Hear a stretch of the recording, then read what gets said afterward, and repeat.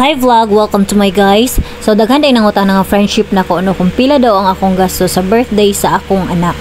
Okay, magtabi ta.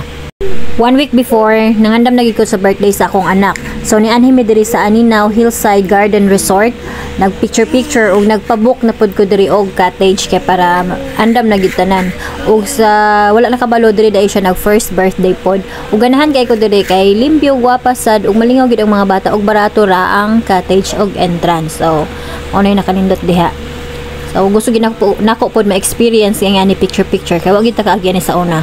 Og nagpalit kog baboy kay for the lapa kay gusto nako medyo makasave pod ba.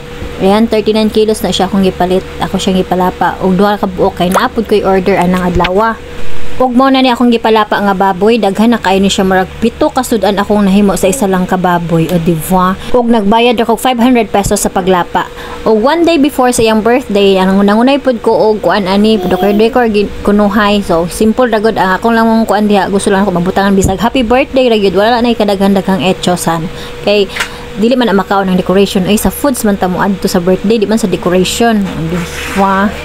O before ko ni anhi diri no nagluto pa dai ko anak kay na ako'y order o diba walay kapoy-kapoy basta inahan ta o gusto gyud ta makatipid during the feet ta kay gasador gyud ta no pero mubawi ta sa tipid sa ubang bagay. So ana lang mora gyud akong gusto na alay happy birthday wala nay ka balloons ay nagbutang kog balon diha pagkaugma ning boto. Ug salamat kay sa kong igagaw nga mora gyud ni siya mama nako no tanan-tanan mama gyud nako ni siya mo advice ug isa sad siya hinungdan nga nung nagsulod kog business. Ug gusto sad nako ma-experience ng video ba nga slow mo na unsa man niyo nga kiwi man kay ning camera ay sige na lang para ma-experience lang gid nato o lakaw-lakaw mo gyud tanga tapos balik mura kag abnormal day dako ra ba kay kagtiyan di ka mauwaw busog kayo. So picture of course. O mao na ni ang final sa tong kwan. Ana ra gud happy birthday, simple ra kayo. O pag uli ako sa balay ana nagpaway ko dali og alas 3 na mao ni akong giluto. Mao ni isa sa akong paborito nga maksudan no. Pata ni sa baboy kato tong gilapa. Mao ni kay akong paborito humba. So ayan kaning kaning sa tiil-tiil jud dapat balahibo. So charang mao na ni tanan natong naluto. Salamat sa Ginoo sa kusog ani.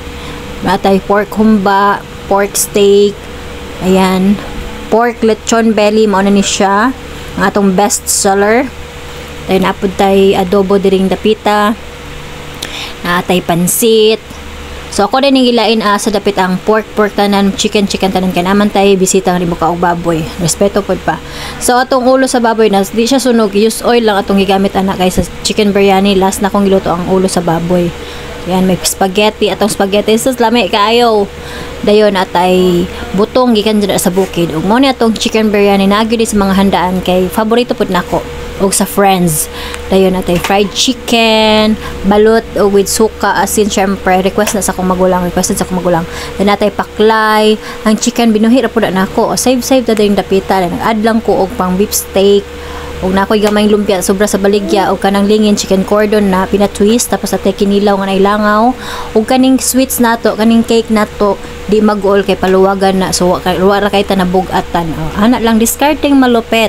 Ug mao ni sila akong bisita. Salamat kay sa inyong pag-adto mga igagaw, parenti, best friends, amigas, amigos. So wala ko picture sa tanan tungod kay akong anak naglangi-langi. Salamat kay sa pa cash and gifts. Thank you for watching. Bye.